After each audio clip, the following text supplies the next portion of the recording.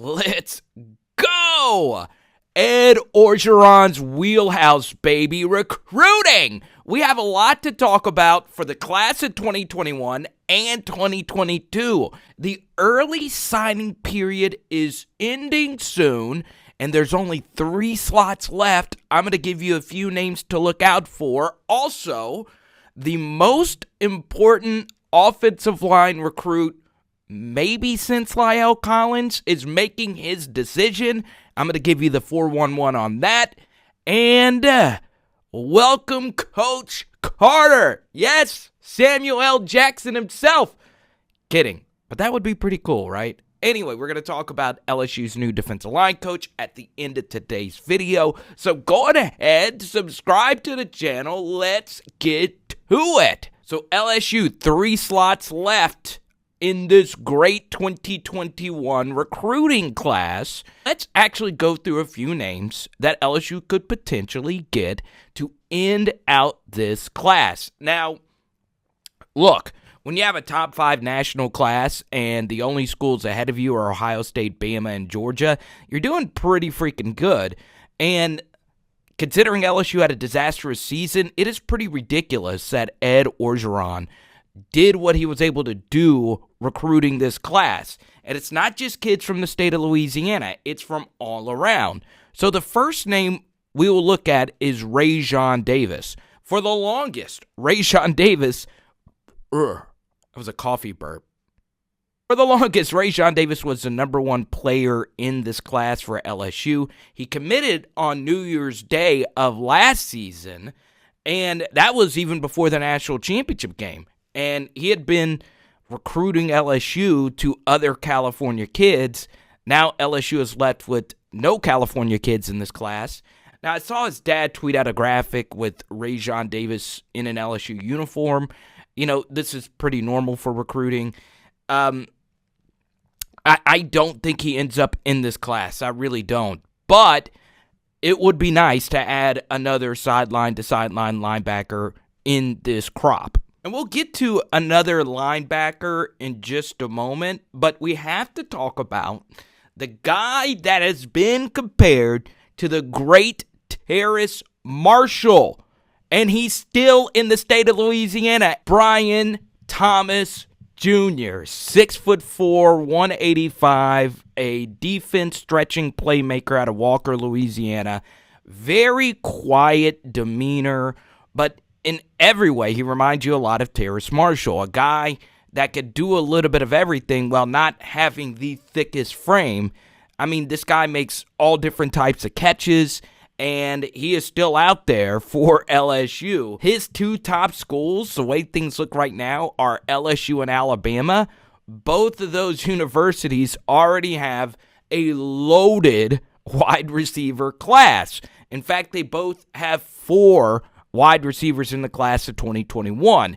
And one of those is JoJo Earle, who was once committed to LSU but then signed with Alabama. But LSU got Malik Neighbors. They also have Jack Besh and Chris Hilton and Deion Smith.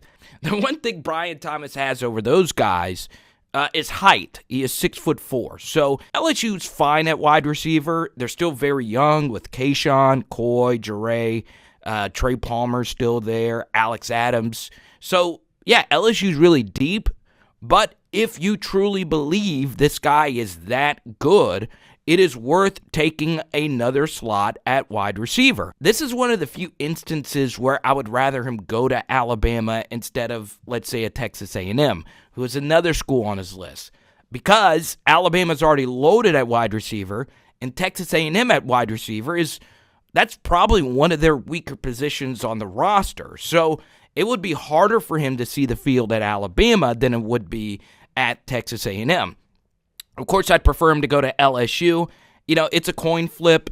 All the recruiting writers, including Shea, say that Brian Thomas has kept his recruitment really close to the vest. The one thing LSU has in this scenario is proximity. Now, the final player to round out this class of 2021 is actually 2 transfer linebackers. Mike Jones, who? And I have to do it. And Kane wanted to see my Mike Jones photo, and boom! There he is, Mr. 281330. Okay, if you're able to finish that, you're my kind of dude or gal. But anyway, Mike Jones, transfer linebacker in the portal out of Clemson. Kid can play. Had a lot of injuries this year, but that name hasn't had as much steam as this one from a few years ago. A 5-star recruit. I'm not even going to try and pronounce his name. Let's just call him PG, all right? He's really good. I mean, he started pretty quickly at USC, got hurt, and then surprisingly just went into the transfer portal. I mean, he was playing a lot, and I think he could come to LSU and play right away. Played at Bishop Gorman High School, which is a prestigious high school in Las Vegas. So, look, if LSU can get another transfer linebacker, I like it a lot. But I'm probably a little bit higher on the position than most. I've heard just from LSU commenters, from some of your messages that you guys have sent me, well, what about where are we going to go in the transfer portal? Because obviously, LSU's best linebacker last year was Jabril Cox, who was from the transfer portal. So LSU got Bug Strong, one of the highest rated JUCO players, to potentially come in and be that Jabril Cox. Everything's moving closer towards nickel packages and potentially you needing more athletic linebackers on the field. So enter Matthew Langlois, the recently tabbed 4-star 247 safety out of my neck of the woods, or my mom's family's neck of the woods, New Roads, Louisiana. So, as you guys know, I'm really biased about Matthew Langlois because I am really excited to see a kid from Point Coupee Parish on the LSU Tigers. But, I'm really high on him moving forward, and he could potentially play linebacker down the road. Then you still have Josh White and Antoine Sampa and Micah Baskerville and Damon Clark coming back from last year. And you look historically, you really just need 2. That position isn't one that rotates as frequently as we might think. Jacob Phillips and Patrick Queen took up most of the snap share.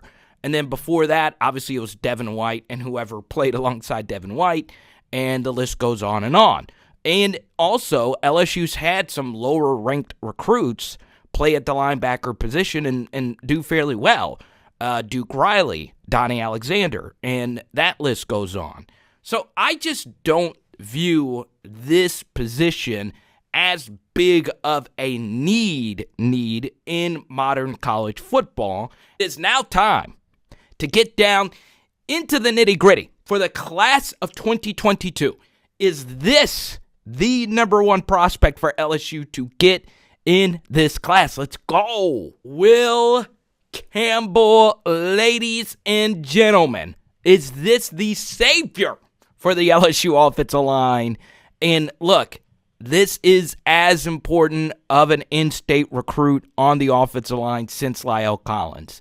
Because, as many of you know, this has not been LSU's strongest position when it comes to recruiting. Now, because LSU got this mulligan year where the seniors are able to come back, I guess you could say the lack of recruiting the position doesn't hurt as bad because, well, Austin Deculus is coming back. Dare Rosenthal is coming back. That doesn't mean it doesn't need to be addressed. So, if you're not too familiar with recruiting, LSU, which gets multiple 4-stars at every position almost every year in recruiting, well, they only got one 4-star offensive tackle last year, and the year before that, they only had one 4-star, Garrett Dellinger and, of course, Marcus Dummerville. And neither one of them are from Louisiana. So, and we'll do this, we'll do a little bit of a deeper dive on this. I've been doing a lot of research on Louisiana in-state offensive tackles. Hopefully, when I do my video when Will Campbell chooses LSU in a few hours, I hope we can do all this research. But I just want to focus overall on his decision. It's coming up soon. If you're watching this on a Friday, it's tomorrow. If you're watching this Saturday morning, it's tonight. There's no such thing as a must-get recruit, especially on the offensive line where LSU's had a lot of success with 3-star guys.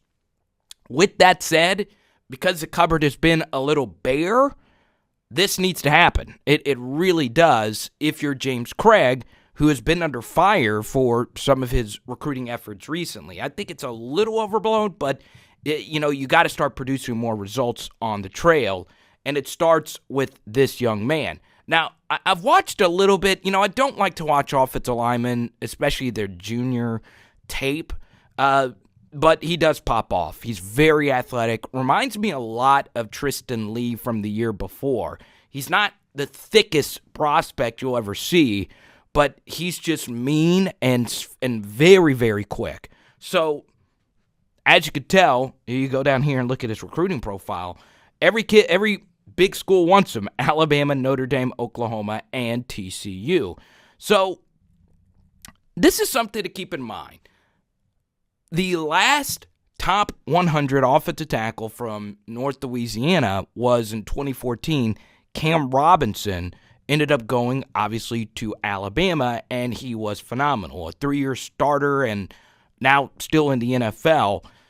So, yeah, these elite offensive linemen normally pan out. They normally do. Now, Cardale Thomas, I'm telling you, I am still shocked to this day that I get so many questions about Cardale Thomas. And that's fine. I always say this. I don't mind what you guys ask me about.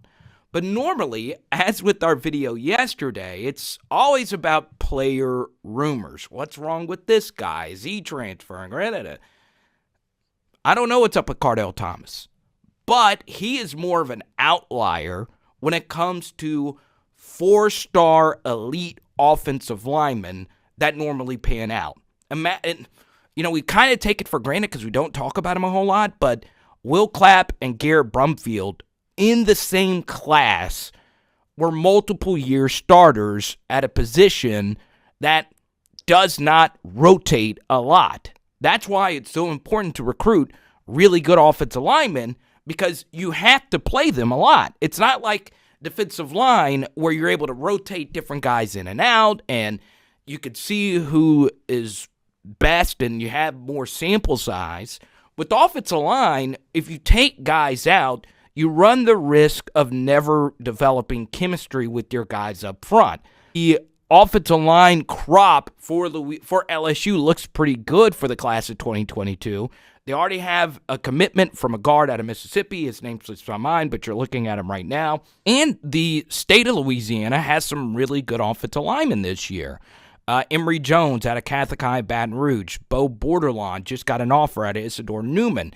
So it looks pretty good for this class. And just a quick overview of the class of 2022. As you can see, a great national rank early, number 4, SEC rank number 2.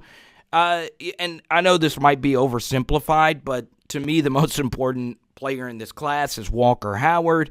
And it would be a pretty huge shock if he doesn't end up going to LSU. So I feel pretty good about that. And the offensive guard's name was Lucas Taylor. LaTerrence Welch. Now, there was one YouTube commenter.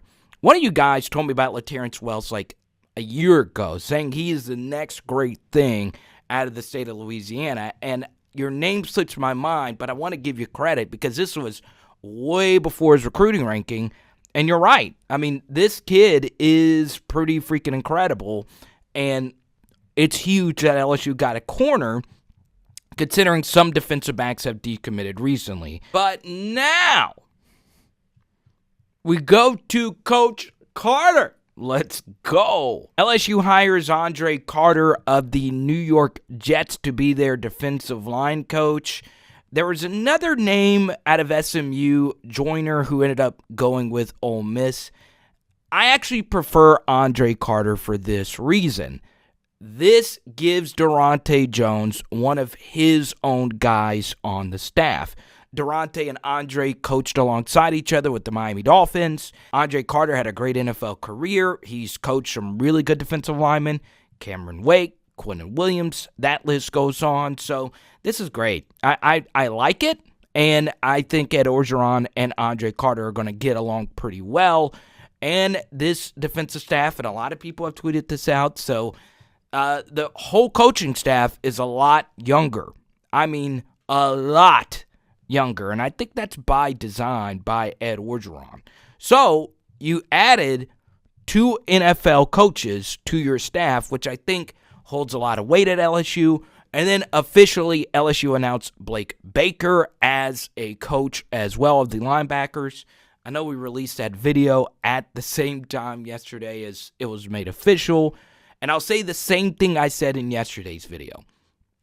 Blake Baker is a good hire. I know some of you wanted Travis Williams out of Auburn because of his recruiting prowess and because of how well he's coached the linebackers at Auburn. But the one thing Blake Baker brings in is defensive coordinator experience at the Division I level. And to have that, someone who's put together a defensive game plan to help out Daronte Jones in his first year as a Power 5 defensive coordinator, that's huge. So overall, I give the Andre Carter hire an A+. I think this is a home run hire. And I give Blake Baker a solid B.